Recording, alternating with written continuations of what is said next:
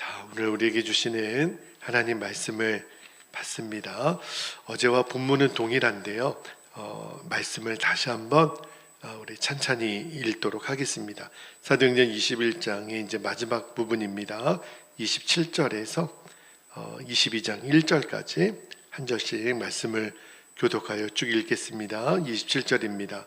그 이래가 거의 참에 아시아로부터 온 유대인들이 성전에서 바울을 보고 모든 무리를 충동하여 그를 붙들고 외치되 이스라엘 사람들아 도우라.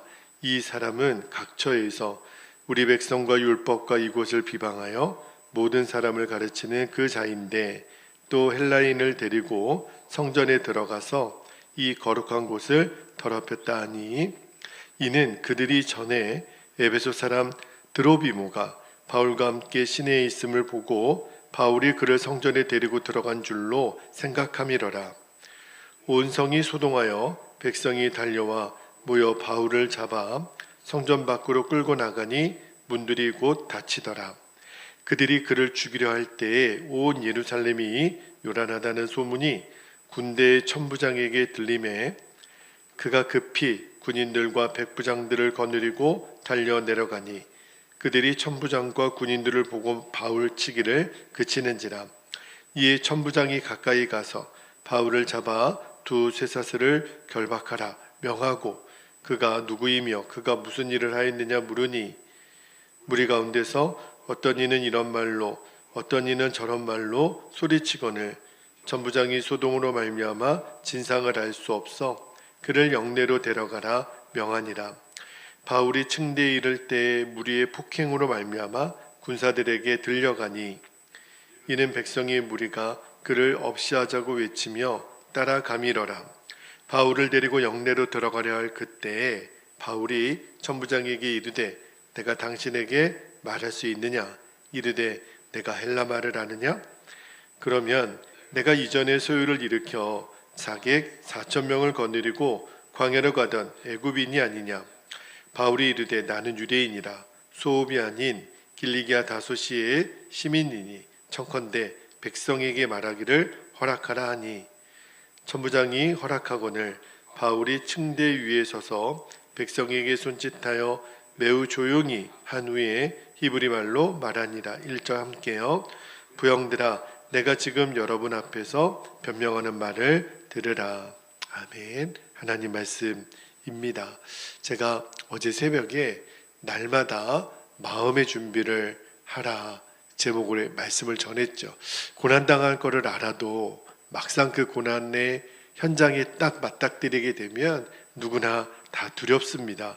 그런데 그 환난 앞에서도 바울이 너무너무 담대한 거예요. 그 비밀을 어제 우리가 보았죠. 정말 빌라도 법정 앞에 있는 예수님처럼 어쩌면 똑같이 바울도 그러한 고난 앞에 섰을까. 그러나 예수님도 그러셨지만 바울도 너무너무 담대합니다. 왜냐하면 마음의 준비가 되어 있었기 때문에. 자, 그러면 오늘 새벽에는 어제 말씀드린 것처럼 마음의 준비를 어떻게 하라는 건지, 그리고 두려워하지 않는, 바울처럼 예수님처럼 두려워하지 않는 믿음을 갖기 위해서는 어떻게 해야 되는지를 오늘 말씀을 나누도록 하겠습니다.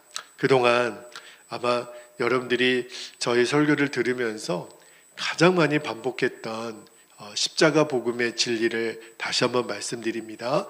예수님의 십자가 복음의 진리는 예수님이 십자가에서 죽으실 때 나의 옛자도 함께 죽었고, 그리고 이제는 우리가 예수님의 생명으로 삽니다. 이게 바로 구원받은 성도들의 고백이에요. 내가 교회를 다닙니다. 내가 세례를 받았습니다. 성경 통독을 했습니다. 이게 우리들의 구원받은 자의 핵심이 아니라, 우리가 구원받았다면 우리들의 핵심의 고백은 나는 예수와 함께 죽고 예수의 생명으로 삽니다. 이거를 귀로만 듣지 말고 완전히 내 마음의 결론으로 삼아야 됩니다. 그래야 살 길과 죽을 길이 보여요. 하나님이 복 주시는 길과 망하는 길이 보입니다. 예수님이 그렇게 말씀하셨죠. 너희는 좁은 문으로 들어가라. 이제는 더 이상 아무리 그 길이 넓어 보여도, 아무리 형통해 보여도 이제 그 길에 유혹이 되지가 않아요. 사망의 음침한 골짜기를 걸어가는 것 같아도 예수님이 이끄신다면 여러분, 양이 가장 안전한 길은요, 목자와 함께 있을 때만 그래요. 아무리 우리가 사망의 음침한 길을 걸어가도 내가 나의 목자이신 예수님과 함께 있으면 가장 안전합니다. 그러나 아무리 평탄한 길을 가더라도 양은 목자와 함께 있지 않으면 금방 사나운 짐승들의 먹이가 되고 말아요. 이제는 저와 여러분이 꼭 마음의 준비를 해야 됩니다. 어떤 마음의 준비요? 나는 예수님과 함께 죽었습니다. 나는 예수님의 생명으로 삽니다. 이것이 내 마음의 결론이 되면, 그러면 완벽하게 마음의 준비가 된 거예요. 그러면 바울처럼 결정적인 순간에 환난이 와도 도망가지 않아요. 담대하게 예루살렘에서 올라갔고, 또 그렇게 모진 고통을 당하고 나중에 이제 로마까지 주의 성령이 인도하죠. 자, 그런데 오늘 새벽에는 이렇게 마음의 준비가 완전히 돼 있어도 환난 앞에서 누구나 담대하지는 않습니다. 마음의 준비와 함께 한 가지가 더 필요해요. 이것이 완전히 준비가 되면, 그러면 우리가 담대할 수 있는데, 자, 사도 바울이 이 환난 중에도 흔들림이 없었던 것은 환난 당할 것을 알고는 있었죠. 그러나 그것만 가지고 다 이긴 건 아닙니다. 마지막 하나, 정말 너무너무 중요한 영적인 원리를 하나 말씀을 드릴게요. 환난 당할 걸 알아도 우리가 끝까지 담대할 수 있는 비결은, 사도 바울이 그랬어요. 늘 함께 하시는 예수님을 바라보는 겁니다. 바울은요, 늘 나와 함께 계신 주님을 바라봤어요. 자, 몇 가지 구절만 바울의 고백을 볼 텐데, 자, 고린도전서 15장 57절에 보면 바울이 이렇게 고백하죠. 우리 주 예수 그리스도로 말미암아 우리에게 승리를 주시는 하나님께 감사하노니. 내게 승리를 주시는 분은 내가 아니라 예수님이라는 거예요. 자, 고린도후서 13장 5절도 한번 볼게요. 너희는 믿음 안에 있는가? 믿음 안에 있는가가 예수님 안에 있는가 똑같은 말이에요. 너희 자신을 시험하고 너희 자신을 확증하라. 예수 그리스도께서 너희 어디요? 안에 계신 줄을 너희가 스스로 알지 못하느냐? 그렇지 않으면 너희는 버림받은 자니라. 한 구절만 더 볼게요. 빌립보서 1장 8절에 보면 내가 예수 그리스도의 심장으로, 내 안에 계신 예수님 때문에 너희 무리를 얼마나 사모하는지 하나님이 내 증인이시니라. 여러분, 바울이 어떻게 그 환난 가운데도 이길 수 있었냐면, 물론 성령님께서 바울, 너가 예루살렘에 가면 엄청나게 환난과 결박이 너를 기다릴 거야, 알았어도 그렇게 담대히 갈 수 있었던 이유는 언제나 예수님을 바라봤던 거예요. 언제나 예수님 안에 거했던 겁니다. 여러분 꼭 기억하셔야 돼요. 어떠한 어려움이, 어떠한 마음의 답답함이, 두려움이 나를 엄습할 때에 늘 여러분이 고백하셔야 됩니다. 주님, 저는 주님 안에 있습니다. 나는 예수님 안에 있습니다. 저는 주님을 바라봅니다. 이것밖에는 없어요. 예수님이 요한복음 16장 33절에 이렇게 말씀하셨죠. 이것을 너희에게 이르는 것은 너희로 누구 안에서요? 내 안에서 평안을 누리게 하려 함이라. 세상에서는 너희가 환난을 당하나 담대하라. 내가 세상을 이겼노라. 세상을 이기신 예수님, 그분 안에 거하면 그때 비로소 우리 안에 평안이 임하는 거예요. 여러분 꼭 기억하셔야 돼요. 예수님을 믿는다라고 말만 하는 게 아니라 늘 내 마음의 중심이 예수님 안에 거하는 자가 되어야 돼요. 예수님을 바라보는 자가 되면, 그러면 내 안에 예수님이 주시는, 세상을 이긴 예수님이 주시는 평안함이 임합니다. 여러분, 내 안에 예수님이 계시다라는 것을 우리가 진짜로 인정하지 않으면 작은 죄 하나 이기지 못합니다. 작은 혈기 하나 이기지 못해요. 그런 사람이 어떻게 환난 앞에서 담대할 수 있겠어요?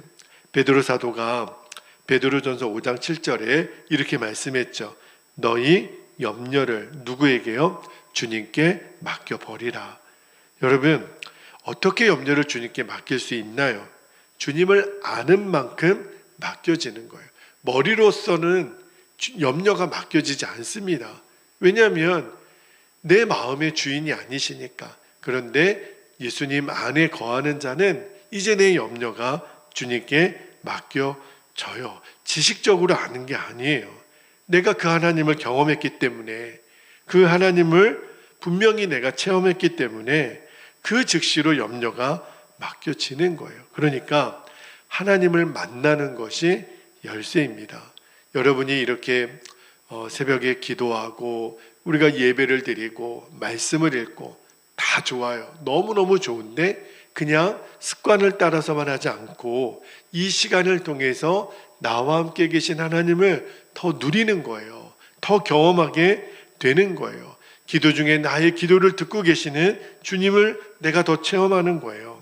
여러분, 아무리 성경을 많이 읽어도, 아무리 어렸을 때부터 교회 생활을 했어도, 여러 가지 기적을 체험했어도 지금 내가 살아계신 하나님을 눈뜨지 않으면 내 삶에 일어나는 조금만의 어려움에도 이기지 못하는 거예요. 여러분, 사도 바울이 그렇게 성령 충만한 삶을 살았고 두려움도 환난도 그가 굴하지 않고 어떻게 믿음의 길을 걸어간 거죠? 끊임없이 예수님을 사모한 거예요. 끊임없이 예수님을 바라본 거예요. 저는 2024년도도 부족하지만 연약했지만 그래도 예수님 바라보려고 그렇게 애쓰고 예수님 바라보려고 예수님 안에 거하려고 했던 그 믿음 때문에 이마만큼 온 거예요. 이제 대망의 2025년도가 한 열흘 정도 남았습니다. 여러분, 여태까지도 그랬지만 앞으로도 우리에게 두려움의 시간은 올 거예요. 사람이 두렵고 재정이 두렵고 건강이 두렵고 뭔가 산이 앞을 가로막은 듯한 그런 걱정이 있을 수 있겠죠. 그런데 한 해를 마무리하고 새해를 준비하면서 주님이 그런 마음을 계속 주세요. 2025년도 새해에는 더 크고 비밀한 일을 너희에게 보이리라. 하나님의 살아계심을 역사하는 교회와 성도들이 되게 하리라. 너무 주님이 마음을 주시는 거예요. 이전과 너희들이 경험하지 못했던 하나님만이 하신 일을 너희에게 보이리라. 여러분, 그것을 저와 함께 여러분도 믿음으로 붙들게 되기를 축복합니다. 자, 그런데 주님이 그런 마음을 주세요. 내가 더 크고 비밀한 일을 너희에게 보인다라고 하는 그 말씀에 어떤 마음이 드냐면, 주님이 우리에게 그렇다면 더 크고 비밀한 일을 우리가 경험하게 하려면 우리도 준비가 되어야 돼요. 어떤 준비?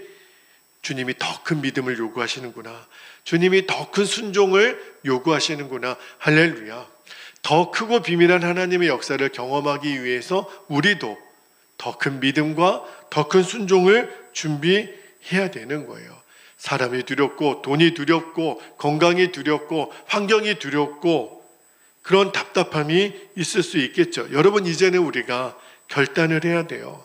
두려움 때문에 다시 옛날로 또 돌아갈 건지 아니면 더 큰 믿음으로 주님 앞에 나아가게 될 건지. 울어도 안 되고 힘써도 안 되고 참아도 안 되지만 우리가 찬양에 고백했잖아요. 오직 뭘로요? 믿으면 되겠네. 할렐루야. 우리가 더 큰 믿음, 더 큰 순종으로 주님 앞에 나아가면 주님이 일하세요.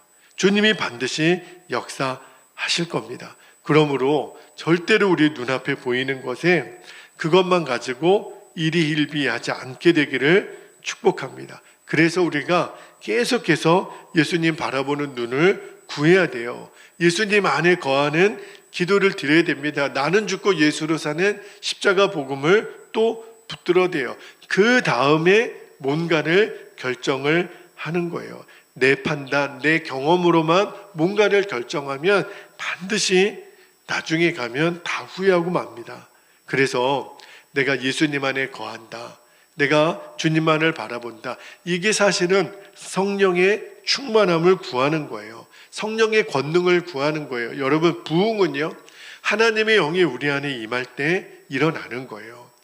우리 베델교회도 끊임없이 주의 부흥을 위해서 기도합니다. 저는 하나님이 반드시 그 일을 이루실 거라고 믿습니다. 그런데 거저되는 게 아니에요. 주님의 영이 우리 안에 충만히 임해야 됩니다. 주의 영이 우리를 완전히 사로잡을 때 우리 안에 더러운 죄악의 찌꺼기들이 떠나가고 우리의 몸도 마음도 치유되고 침체된 심령이 새 힘을 얻는 거예요. 우리가 살아가는 의미와 목적이 달라집니다. 이제는 더 이상 내 중심으로 살 수가 없어요. 주의 영이 임한 사람은 이제 살아도 죽어도 사나 죽으나 주의 것이 되었기 때문에 주님을 위하여 살게 됩니다. 우리들의 묶였던 모든 것들이 풀려지게 될 줄 믿습니다. 여러분, 우리 눈앞에 상황이 크냐 작으냐 쉬우냐 어려우냐 이제는 우리들에게 더 이상 문제가 아니에요. 왜요? 성령의 권능만 임하면 문제는 달라집니다. 바울이 오늘 우리에게 보여주는 거예요. 어떤 사람이든지 성령의 권능을 경험하고 하나님 늘 임재하시는 것을 체험하게 되면 우리도 바울처럼 담대할 수 있습니다. 2025년도 어떠한 일이 우리를 기다리고 있을지 모르겠어요. 새해를 준비하면서 성탄절 메시지를 준비하고 송구영신 예배 신년 말씀을 계속 마음으로 묵상하는 가운데 있습니다. 주님께 계속 마음을 구하면 주님이 2025년도에는 너희들에게 평생 잊을 수 없는 놀라운 한 해가 될 것이다. 그렇게 말씀을 주세요. 그래서 여러분, 우리가 준비해야 됩니다. 바울이 예루살렘에서 예수님과 똑같은 고난을 당했어요. 얼마나 맞았는지 들것에 실려갈 정도로. 그러나 그는 그 순간에도 주의 복음을 전하려고 성령의 충만과 성령의 권능에 완전히 붙들렸던 사람, 그게 가능했던 이유가 계속해서 예수님 바라보고 예수님 안에 거했기 때문에.